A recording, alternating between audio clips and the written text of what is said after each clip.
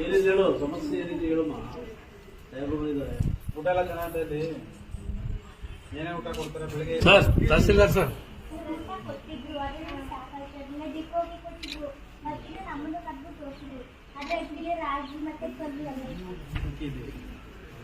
ಯಾವ್ದು 2 ದಿನ ಆಗಿತ್ತ ಅಥವಾ 3 ದಿನ? ಚೆನ್ನಾಗಿ ಮಾಡಿದ್ದಾರ ಈಗ. ನೀನು ಎಷ್ಟನೇ ಕ್ಲಾಸು? ಬೆಳಗ್ಗೆ ಊಟ ಏನು ಕೊಡ್ತಾರೆ? ಮಧ್ಯಾಹ್ನ ಊಟ ಮಾಡಿದ್ರಿ? ಸ್ಕೂಲಲ್ಲಿ ಮಾಡಿದ್ರು. ಇಲ್ಲಿ ಬೆಳಿಗ್ಗೆ ಏನು ತಿಂಡಿ ತಿಂದ್ರಿ? ಇಡ್ಲಿ ವಡೆ ಸಾಂಬಾರು ತಿಂದ್ರಿ. ನಿನ್ನೆ ಚಪಾತಿ ಕೊಟ್ರೆ?